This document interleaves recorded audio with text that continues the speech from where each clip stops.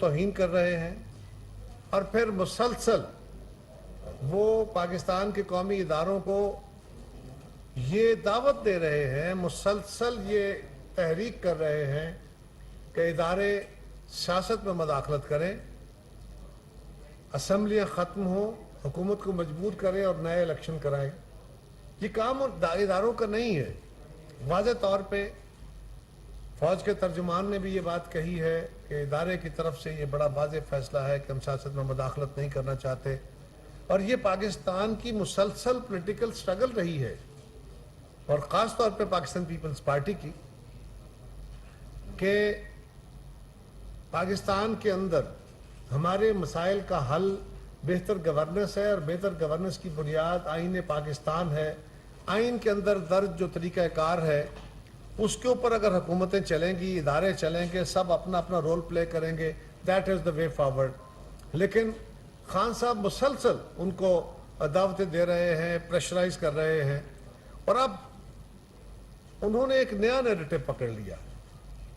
وہ اتنے باولا پن ان کو ہو گیا ہے، اتنا زیادہ وہ ڈپریس ہو گئے ہیں کہ اب وہ سمجھتے ہیں کہ وہ واحد ہی ہیں جو پاکستان کے مسائل کا حل ہے، انہی کے پاس ساری عقل ہے، انہی کے پاس ساری سیاست ہے، اور وہ فرما رہے ہیں کہ میں ہوں گا تو پاکستان ہوگا، اگر میں نہیں ہوں اور فوج اگر یہ حکومت کے اندر مداخلت نہیں کرتی، سیاست میں مداخلت نہیں کرتی، تو ہمارا ادارہ جو ہے وہ بھی خراب ہو جائے گا، وہ بھی برباد ہو جائے گا، اور پاکستان کے ٹکڑے ہو جائیں گے۔ یہ وہ زبان ہے انفارچونیٹلی جو ہمارے دشمن، ہمارے مخالف بولتے رہے۔ آج تک جس بندے نے بھی، جس شخص نے بھی یہ زبان استعمال کی ہے، اس کو نہ میڈیا نے پذیرائی دی ہے، نہ پاکستان کے لوگوں نے۔ ایسے تجزیے ہمیشہ ہندوستان کے کچھ پیڑ جو ان کے دانشور تھے وہ کرتے رہے۔ اگر پاکستان کا سابق وزیر اعظم، ایک جماعت کا سربراہ اپنے اقتدار میں اتنا اندھا اقتدار کے لیے اتنا اندھا ہو جاتا ہے کہ وہ پاکستان کے ٹکڑے ہونے کی باتیں کرتا ہے، اس کے تجزیے ادھر چلے جاتے ہیں، تو وہ اعلان صرف یہ کر رہا ہے کہ میں ہوں، اگر میں نہیں ہوں تو یہ ملک نہیں ہے۔ جس شخص کو یہ گمان ہو جائے وہ بنیادی طور پہ بڑا خطرناک ذہنی کیفیت کا شکار ہو جاتا ہے۔ لہذا ہم اس کی مذمت تو سب لوگ کر رہے ہیں۔ پاکستان پیپلز پارٹی نے یہ فیصلہ کیا ہے کہ ہم نے تو اس وقت جب پاکستان پہ مشکل ترین وقت تھا، سارا ملک مشتعل تھا، بی بی شہید کو شہید کیا گیا، اور اس وقت پاکستان پیپلز پارٹی کے کارکن ملک بھر میں مشتعل تھے، اس وقت یہ فیصلہ آصف زرداری صاحب نے کیا، اعلان کیا تھا کہ پاکستان کھپے، حالات کچھ بھی ہو جائیں، ہمارے کتنے بڑے نقصان ہو جائیں، ہم قتل بھی ہو جائیں تو ہم اس ملک کو بچانے کے لیے یہ بچے گا، اس کو کچھ نہیں ہوگا۔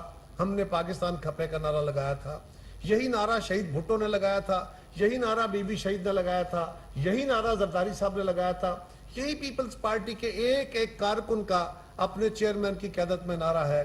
اور اب ہم نے فیصلہ کیا ہے کہ اتوار والے دن پورے ملک میں پاکستان پیپلز پارٹی کے کارکن پاکستان کھپے ریلیاں نکالیں گے، پریس کلبز جائیں گے، اور ان ریلیوں کو ہمارے مرکزی اور صوبائی وزراء لیڈ کریں گے، پارٹی کے سینئر جو ہماری قیادت ہے وہ لیڈ کرے گی، ہمارے M N As M P As lead کریں گے، اور بھرپور طریقے سے ہم پاکستان کھپے ریلیاں نکال کے یہ پیغام دیں گے، حالات کچھ ہوں، اس ملک کے لیے ہم سب کی جانیں قربان ہیں، اور یہ جس کو گمان ہے کہ میں اکیلا، میں ہی غیرت مند ہوں، میں ہی عقل مند ہوں، میں ہی امریکہ کو جانتا ہوں، میں ہی یورپ کو جانتا ہوں، میں ہی فاٹا کو جانتا ہوں، اس کو یہ سن لے کہ ہمارے دین کا فیصلہ بھی یہ ہے کہ مشاورت بہترین عمل ہے، اور مشاورت اپنے آپ سے نہیں ہوتی۔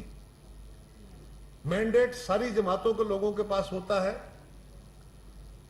پی ٹی آئی کے لوگوں کو بھی مینڈیٹ ملا، بھلے اس میں وہ ذرا ٹینٹڈ مینڈیٹ تھا، مسلم لیگ کے لوگوں کو بھی لوگوں نے ووٹ دیے ہیں، پیپلز پارٹی کو بھی دیے ہیں، جے یو آئی کو بھی دیے ہیں۔ ہر جماعت کے ممبران جو اسمبلی کے اندر موجود ہیں وہ عوام کا مینڈیٹ رکھتے ہیں، لہٰذا ان کی توہین، ان سے پہلو تہی بنیادی طور پہ عوام کے ساتھ ان کی توہین ہے. سو ہم اس توہین کرنے والے کی مذمت کرتے ہوئے یہ اعلان کر رہے ہیں کہ اس طرح کی زبان ہم استعمال نہیں کرنے دیں گے. اور ادارے اگر اپنے آپ کو سیاسی عمل سے باہر رکھ رہے ہیں تو یہ ایک لرنڈ لیسن ہے اور یہ پاکستان کا وے فارورڈ ہے. اس کے اندر بھی جو سیاستدان یا جو شخص مداخلت کی بات کرے گا وہ بنیادی طور پہ پاکستان کی سالمیت سے کھیلے گا. یہ بات ناقابل قبول ہے اور ہم آئندہ بھی ہم خان صاحب کو ایک طرح وارن کریں گے کہ پاکستان کے لوگ اس بات کو بار بار قبول نہیں کریں گے. بہت لاڈلا پن ہو گیا. اب لوگ آپ کی ان زبان اس طرح کی زبان کو یہ اگر کسی اور شخص نے کہی ہوتی تو اب آج تک پتہ نہیں آپ میڈیا والے بھی اس کے ساتھ کیا کر چکے ہوتے. لیکن خان صاحب آپ کے بہت نخرے اس قوم نے بہت لاڈلا پن جھیل لیا, بہت آپ کو لیوریج مل گیا اور بہت زیادہ آپ نے اس کا مس یوز کر لیا. Now enough is enough. Thank you. بسم اللہ الرحمن الرحیم. بڑی مہربانی قاہرہ صاحب نے جو ہے بڑی تفصیل کے ساتھ بات کی. اسی بات کو آگے بڑھاتے ہوئے جو عمران خان نے پچھلے دنوں سٹیٹمنٹ دی اداروں کے اوپر اور پاکستان توڑنے کی جو سٹیٹمنٹ دی, اگر آج بھی ہم یہ نہ کہیں کہ وہ بیرونی ممالک پاکستان دشمن ممالک کے ایجنڈے پہ کام کر رہا ہے, اس سے پہلے بھی انہوں نے سٹیٹمنٹ دی تھی کہ ان کو حکومت دینے سے بہتر تھا کہ اس ملک پر جو ہے ایٹمی جو ہے حملہ ہو جاتا. تو وہ صرف یہ سمجھتا ہے کہ میں ہی حکومت میں رہوں, باقی کوئی حکومت میں نہ رہے. میں آج بھی مطالبہ کروں گا کہ اس شخص کے اوپر جو ہے اس کی جو ہے میڈیا بلیک آؤٹ ہونا چاہیے. یہ لوگوں میں انتشار پھیلا رہا ہے, یہ لوگوں میں نفرتیں پھیلا رہا ہے, یہ قوم کو گمراہ کر رہا ہے, یہ ملک کے خلاف جو باتیں توڑنے کی باتیں کر رہا ہے. اس سے زیادہ کیا ہو سکتا ہے؟ لہٰذا پاکستان پیپلز پارٹی جیسے قاہرہ صاحب نے کہا یہ فیصلہ کیا ہے کہ ہم اتوار کے دن پاکستان کھپے کے نام پر جو ہے ہم ریلیز نکال رہے ہیں پورے ملک میں, گلگت بلتستان میں, کشمیر میں, ہر جگہ پر جو ہے ہمارے لیڈران, ہمارے فیڈرل منسٹرز, ہمارے پروونشل منسٹرز, ہمارے جو ہیں M P As, M N A, senators, party رہنما جدھر بھی ہیں پورے پاکستان میں ہم ریلیز نکالیں گے, پریس کلب کے بعد اس کا احتجاج بھی کریں گے اور بھرپور طریقے سے انشاءاللہ اتوار کو پاکستان پیپلز پارٹی جو ہے اس میں جو ہے اترے گی. اب آپ دیکھیں کہ جو شخص اتنی بڑی بڑی بڑکیں مار رہا ہے, اتنے بڑے بڑے دعوے کرتا تھا, اپنے آپ کو شہید ذوالفقار علی بھٹو سے تشبیہ کرتا تھا. شہید ذوالفقار علی بھٹو نے کہیں پہ سیاسی پناہ نہیں لی, اس کو دنیا کے بڑے بڑے لیڈران نے آفر کی, ان کی ڈیل کرنے کی بھی آفر کی تو انہوں نے ٹھکرایا, انہوں نے پھانسی کا پھندا قبول کیا لیکن کسی بات پر سودا نہیں کیا. اور عمران خان صاحب جس دن سے حکومت سے گئے ہیں انہوں نے پشاور میں جا کر سیاسی پناہ لے لی ہے. ان کو بولے آئے نا وہ تو اپنے آپ کو بڑا لیڈر, تو اپنے آپ کو ہم نہیں سمجھتے, وہ خود سمجھتے ہیں کہ مجھے شاید گرفتار کر لیا جائے گا. تو لیڈران تو جیلوں سے اور تھانوں سے اور قید و بند کی صحبت سے نہیں ڈرتے. پاکستان پیپلز پارٹی آپ کے سامنے مثال ہے. آپ اپنے آپ کو تشبیہ دیتے ہیں کہ میں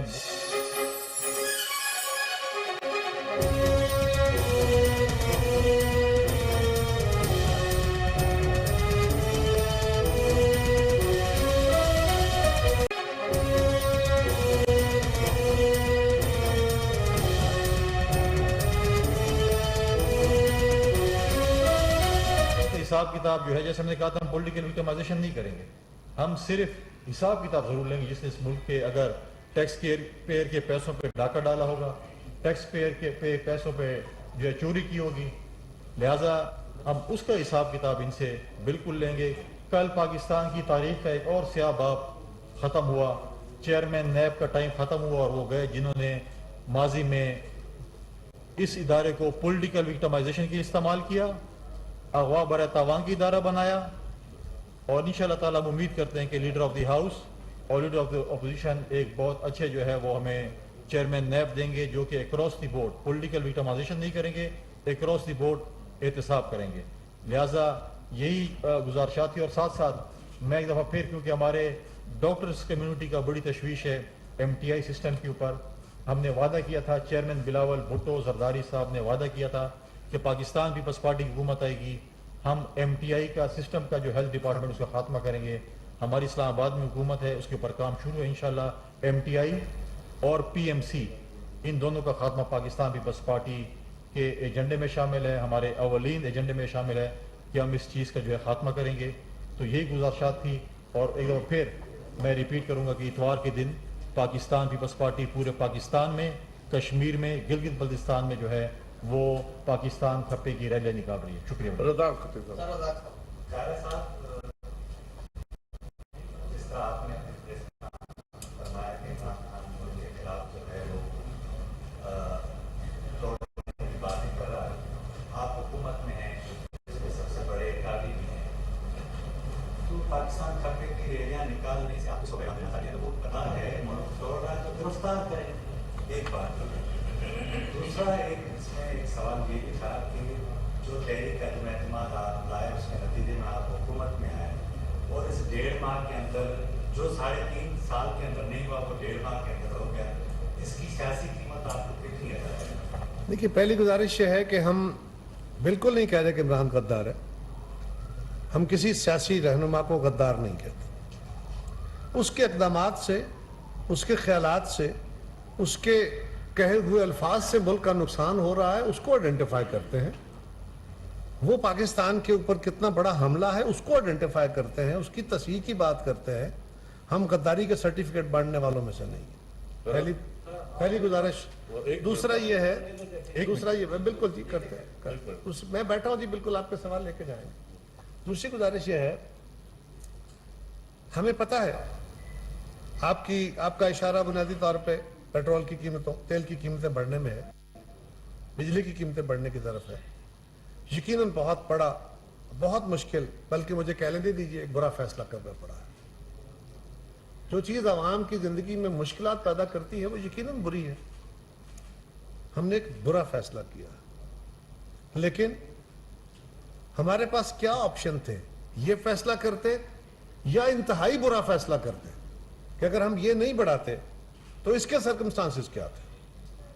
اس کے سرکمسٹانسز کی صورت میں اگر پاکستان کو بیرونی جو سپورٹ مل سکتی ہے، وہ IMF سے ہو، وہ سعودی عربیہ سے ہو، وہ باقی ممالک سے ہو، باقی فورن ایشین ڈیولپمنٹ بینک سے ہو، ورلڈ بینک سے ہو، اگر وہ بھی رک جائے اور پاکستان خدا نہ خواستہ ڈیفالٹ کی طرف چلا جائے تو اس کے کیا معنی ہیں؟ اس وقت آپ یس میں بالکل اقرار کر رہا ہوں کہ یہ ایک مشکل فیصلہ تھا، تکلیف دہ فیصلہ ہے، اور ہمیں یہ بات بالکل تکلیف میں ہے.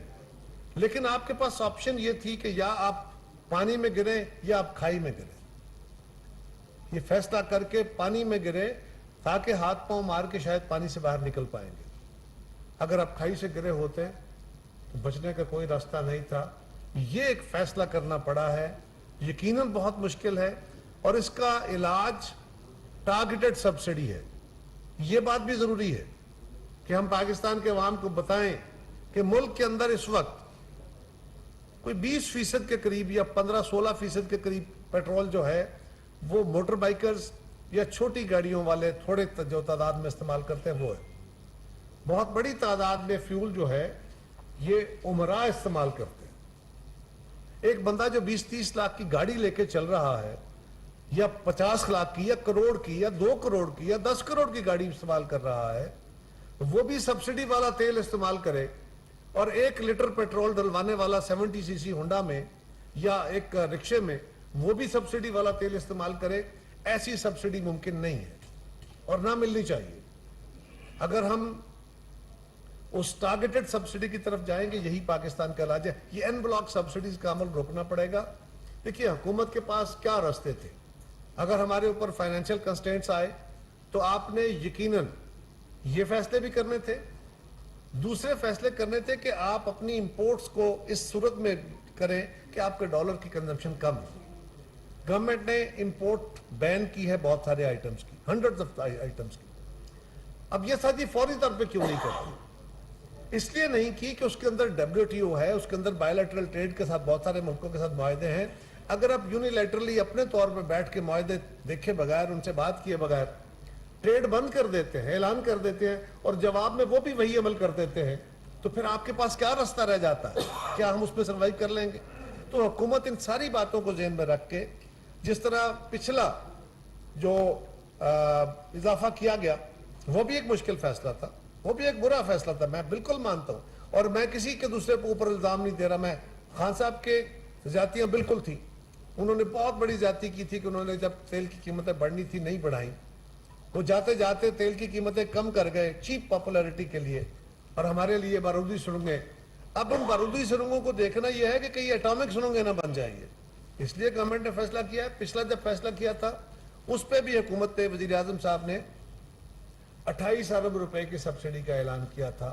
اس پہ بھی ہم کوشش کریں گے کہ جو پاکستان کا موسٹ والنریبل طبقہ ہے ان کو مزید سبسڈی کا عمل جو ہے بڑھایا جائے, ٹارگیٹڈ سبسڈی دی جائے, لوگوں کی زندگی میں جو تلخیاں اس کو کم کیا جائے.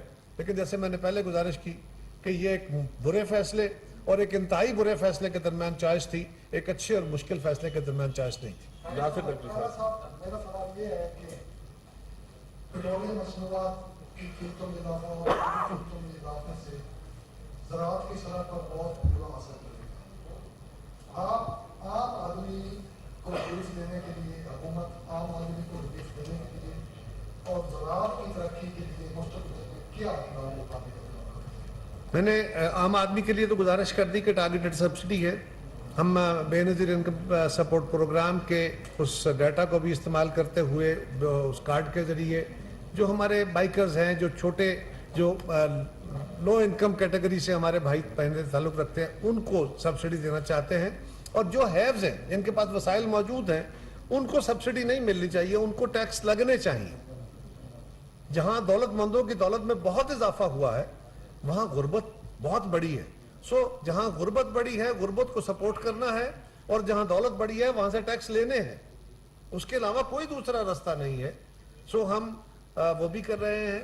کسانوں کے لیے ایک ٹاسک فورس بنائی پچھلی کیبنٹ میں, اس کے اندر خورشید شاہ صاحب اس کو ہیڈ کر رہے ہیں. اس میں سینئر ہمارے جو منسٹرز ہیں اور کولیگز ہیں ان کو شامل کیا گیا ہے. بلا شبہ زراعت پاکستان کا مطلب واحد سلامتی کا رستہ ہے. کوئکسٹ وے میں پاکستان کی جو ضرورتیں ہیں ان کو اسی سے پورا کیا جا سکتا ہے. اور اس کے لیے ہم نے جو ٹاسک فورس ہے وہ اپنی سفارشات دے گی. اس میں سپورٹ پرائس بھی ہوگی, اس میں بہتر بیج کا طریقہ کار بھی ہوگا, کیسے پروڈکٹیوٹی بھی بڑھائی جا سکتی ہے, اور اس وقت ملک میں پانی کی قلت ہے اس کا کیسے بہتر علاج ہو سکتا ہے, ٹیوب ویلز کیسے بہتر. تو اس کا ایک کمپریہنسو پلان اگلی ویک انشاءاللہ میٹنگ میں وہ آ رہا ہے. اور بجلی کا جو بحران ہے اس پہ قابو پانے کے لیے جہاں پہ بجلی کی پروڈکشن بڑھائی جا رہی ہے, آلریڈی کیپیسٹی موجود ہے, لیکن لوڈ شیڈنگ بنیادی طور پہ اس لیے بھی کرنی پڑ رہی ہے کہ آپ کے پاس اگر کارخانے موجود ہیں تو انتہائی مہنگی بجلی کا نظام جو تیل کے ذریعے پیدا ہو سکتی ہے وہ آپ مخصوص اوقات میں کرتے ہیں. اس کے لیے بھی ایک کنزرویشن یعنی بچت کا پلان جو ہے وہ بھی منگل والی جو ہماری میٹنگ ہوگی کیبنٹ کی اس میں پرائم منسٹر صاحب نے فیصلہ کیا تھا. تو ہم یہ جو لوگوں کے اندر بحث ہے یا ہمارے کچھ ساتھی بحث چلا رہے ہیں کہ جی حکومت نہیں کر رہی, حکومت بھی اپنا سارا جو بیلٹ ٹائٹ کر رہی ہے. اگر ہم عوام کو کہہ رہے ہیں تو ہم عوام کے نمائندے ہیں, یہ کیسے ہو سکتا ہے کہ ہم اپنی بیلٹ پہلے ٹائٹ نہ کریں. تو بالکل اس کا بھی خیال رکھیں. یاسین ملک صاحب کے حوالے سے سر تمیر الیاس نے آپ کو آپشن دی ہے کہ آپ عالمی عدالت جانا چاہتے ہیں, اور برطانیہ کے کچھ سیاسی رہنماؤں نے جو فرمز ہیں انہوں نے بھی آپ کو آفر دی کہ یاسین ملک کی سزا کے خلاف آپ عالمی عدالت جائیں. کیا پاکستان اقدامات کر رہے ہیں؟ اور دوسرا سر یاسین ملک صاحب ہمارے بہت قیمتی ساتھی ہیں. میں دوسرا سال پھر لیتا ہوں. یاسین ملک صاحب ہمارے بہت دلیر اور بہت باہمت ساتھی ہیں. وہ کشمیریوں کے کا سر کا تاج ہے. بالکل ان کو سلام ہے ان کی ہمت کو. وہ نہ ٹوٹنے والے اور نہ جھکنے والی شخصیت ہیں. انہوں نے ثابت کیا ہے, وہ اپنے ایام جوانی سے آج تک تشدد کا شکار ہوتے رہے. ان کی آنکھ ضائع ہو گئی, ان کو فالج کا اٹیک ہوا, لیکن ان کے حوصلے نہیں ٹوٹے, اب بھی نہیں ٹوٹیں گے.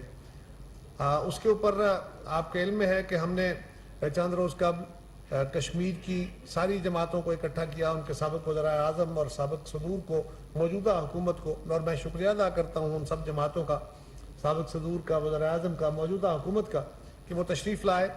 اور وہاں پہ ہم نے وے فارورڈ جس کا آپ ذکر فرما رہے ہیں, وہاں پہ یہ بھی بحث ہوئی. وہاں فارن آفس والے بھی موجود تھے, سارے سٹیک ہولڈرز تھے. تو فارن آفس اس بات کا جائزہ لے رہا ہے کہ ہم کشمیر والے اس پہ کیا کر سکتے ہیں اور پاکستان گورنمنٹ اس کو کس طرح ریز کر سکتی ہے. فیملی کی طرف سے میں آپ کو बिल्कुल तसल्ली से कह रहा हूं कि जो कुछ हमारे बस में होगा हर मुमकिन कदम उठाएंगे कश्मीरियों की आवाज़ उठाने के लिए, यासीन मलिक साहब के साथ होने वाली ज़्यादतियों के अजाले के लिए, मजालिम के खात्मे के लिए। आपके इल्म है कि बिलावल भुट्टो जरदारी साहब ने दुनिया भर में जो विज़िट किए हैं अभी हालिया, जिसमें वो अमरीका गए, यूरोप गए, वो चाइना गए, वो मिडिल ईस्ट गए, वो टर्की गए, इन सारे दौरों के दरमियान कोई ऐसा मौका नहीं है जहाँ पे उन्होंने यासीन मलिक या कश्मीरियों का ओवरऑल मुकदमा उसका मुतालबा ना किया हो, उसका जिक्र ना छेड़ा हो, उसको स्ट्रेस ना किया हो। और इस मामले में भी हम इंशाअल्लाह ताला कोई कसर नहीं छोड़ेंगे। कायरा साहब, आप पीपल्स पार्टी से ताल्लुक रखते हैं और आपका फेडरल गवर्नमेंट से भी ताल्लुक है, आप कैबिनेट का हिस्सा है। सिंध गवर्नमेंट ने अपने पे भी कट लगाया पेट्रोलियम की मसनूआत बढ़ने पे 40%, जो कि बड़ा अच्छा एक जेस्चर है और इससे शायद इतना बचत तो ना हो पाए, लेकिन एहसास जरूर होता है अवाम में कि हुकूमत जो है वो हमारा दर्द रखती है। सर, आप कैबिनेट के मेंबर हैं, मंगल को कैबिनेट इजलास होने जा रहा है, क्या आप ये तजवीज़ कैबिनेट में रखेंगे कि फेडरल गवर्नमेंट अपने फेडरल गवर्नमेंट और उससे अटैच इदारों में भी इसी तरह का कट लगाए? सर, एक छोटा सा दूसरा सवाल मैं इसका जवाब दे लूं, फिर ये पीछे रह जाएगा। अच्छा, कर ले सर, दूसरा सवाल ये है कि बिलावल भुट्टो जरदारी साहब चेयरमैन पीपल्स पार्टी ने कहा इमरान खान के जो खत लहराने के जवाब में कि ये अमेरिका से साजिश नहीं हुई, ये बिलावल भुट्टो हाउस से इनिशिएटिव दिया गया। सर, इनिशिएटिव पीपल्स पार्टी ने लिया, बाकी पार्टियों को जमा किया, ये तासुब पाया जाता है कि जो गलती इस्टेब्लिशमेंट ने 2018 में की थी, 2022 में आप लोगों की मदद से उसने करेक्शन की है। और अब जो पॉलिटिकल और अब सवाल पे आ जाए सर, इसमें आपको कुछ पछतावा हो रहा है कि सारा बोझ हम पे पड़ेगा? देखिए, पहली गुजारिश है, देखे ना पहला सवाल आपका मैं भूल ही गया। सर, उसे गुजारिश ये है, हुकूमत ने कहा कंजर्वेशन का हर प्लान मंगल को इंशाल्लाह डिस्कस होगा और उसमें ये इक़दामात उठाए जाएंगे जहाँ जहाँ से बचत हो सकती है। देखिए, ये बड़ा पॉपुलर और आम सादा सा नारा है कि हुकूमत तेल की कीमत, तेल की जो इस्तेमाल है वो कट कर दे। हुकूमती तेल एक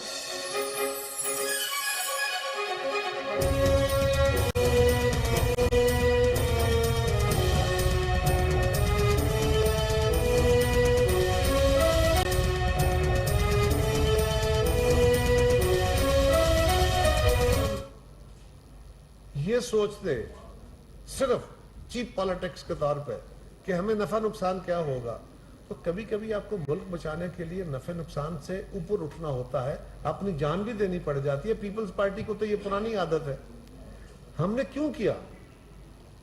इसलिए कि हमारी दानिश में इमरान खान साहब मुल्क को जिस तरफ ले जा रहे थे, आप देख नहीं रहे आज उनकी जबान क्या है। कल वो हुकूमत में बैठे जो फैसले कर रहे थे, जिस तेजी से पाकिस्तान ढलवान पे जा रहा था, हमारी दानिश में अगर वो अमल जारी रहता तो खुदा न खास्ता जब इंतहाई खस्ता हालत में जा चुके होते, इर्रिपेरेबल में जा चुके होते, आज तो एक इंतहाई मुश्किल सूरत में फंसे हैं ना, फिर इर्रिपेरेबल में चले जाते। सो लिहाजा उसका करेक्शन करना जरूरी था। अब आपका मीडिया वालों का भी इम्तिहान है, हमारा भी इम्तिहान है कि हम कौम को इस बात पे एजुकेट कर सके कि उनका जाना बहुत जरूरी था और अब उनका पछताना भी बहुत जरूरी है। उन्होंने जो मुल्क के साथ किया है, थोड़ा पछताना भी चाहिए। जी, आप फरमाइए।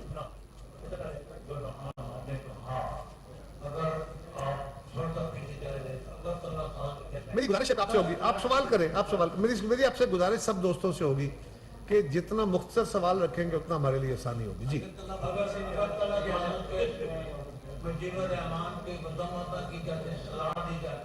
तो क्या आज इमरान खान को ये पाकिस्तान भारत बयान कहने की जरूरत है या सियासतदान कानून के कुछ मराहत दी जा रही है?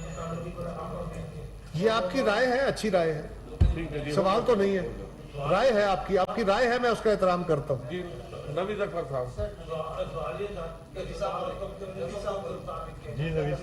सही, इसका जवाब मैं दे चुका हूँ वैसे। मैंने इससे पहले सवाल के जवाब में इसका जवाब दे दिया जी।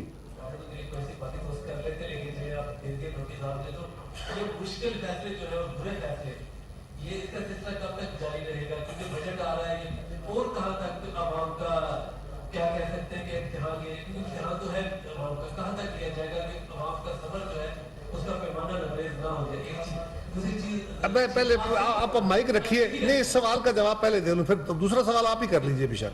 देखिए गुजारिश ये है कि अगर तो ये गवर्नमेंट ने चॉइस के तहत किया हो, ऑप्शंस हो हमारे पास कि या ये फैसला कर ले या ये कर ले, हमने जिस तरह शौक से किया हो, अपने फायदे के लिए किया हो, फिर तो आपके सवाल में जान है कि हम कब तक करेंगे। और अगर आप ये समझते हैं, आम आदमी तो शायद ना समझता हो, आप तो समझते हैं कि ये फैसला कंपल्शन में किया गया है और गवर्नमेंट के पास क्या ऑप्शन है, इन्हें आप कर्ज लेके पूरा कर सकते हैं ना। ये जो ब्रिज गैप आया है इसको कर्ज ले, इसको या तो ये करिए या कर्ज लेके पूरा करें।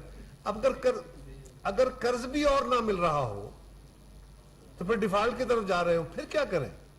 सो अगर गवर्नमेंट ने कोई फैसला किया है जो इंतहाई मुश्किल सूरत हाल में है, तो उसके बारे में मैं क्या कह सकता हूं, दुआ कर सकता हूं अल्लाह करे आलमी मंडी में तेल की कीमतें बेहतरी की तरफ आ जाए, अल्लाह करे रूस यूक्रेन की जंग के हालात बेहतर हो जाए और दुनिया की माशी हालात में जो तनाव है उसमें बेहतरी आ जाए, तो हमारे यहाँ भी बेहतरी हो जाएगी। लेकिन अगर मुश्किल और बढ़ गई तो मुश्किल फैसले करने पड़ेंगे, लेकिन बेहतरी के लिए दुआ भी की जा सकती है। और नहीं, मैंने कहा जी अगर मुश्किल आ जाए तो, ये नहीं मैंने कहा जो आप कह रहे हैं वो मैंने नहीं कहा, मैंने कैविएट लगा के कहा, आप आधी बात ना करें ना।